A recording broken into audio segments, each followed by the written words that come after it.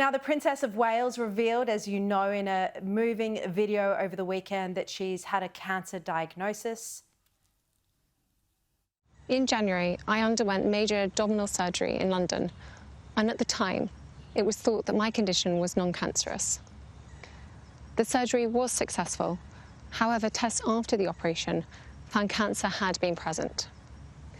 My medical team therefore advised that I should undergo a course of preventative chemotherapy, and I'm now in the early stages of that treatment.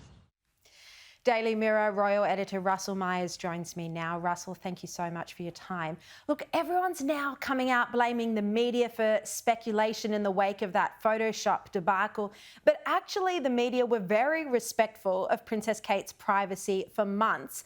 Isn't really the issue here that the palace handled this so appallingly?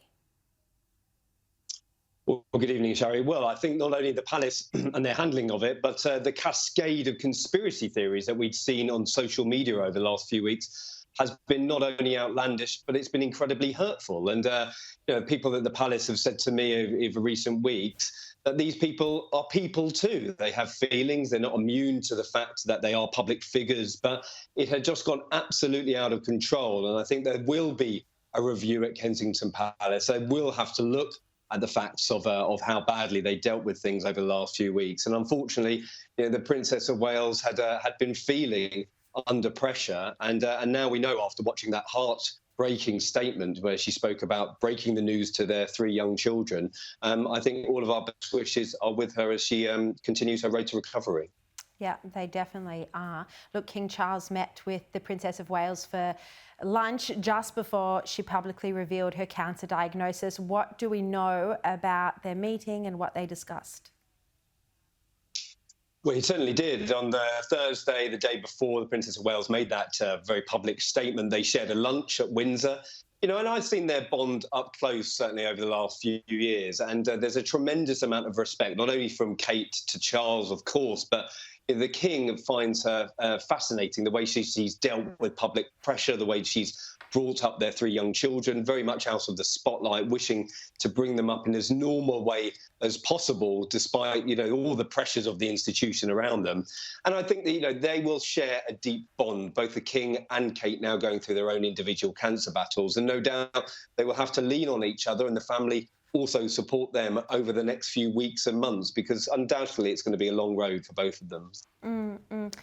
Look, that message right at the end of Princess Kate's video, where she did say that she, her heart goes out to everyone else dealing with a cancer battle. So many millions of people around the world, young and old. That message would really resonate and mean a lot. And it is a brave decision for her to go public with this. Well, isn't it just? I mean, that is the mark of the person, I think. Always thinking of others. She has shown that throughout her work over the last few years, that she's very, very adept at situations of dealing with people and shining a light on issues that really are unrepresented, I suppose.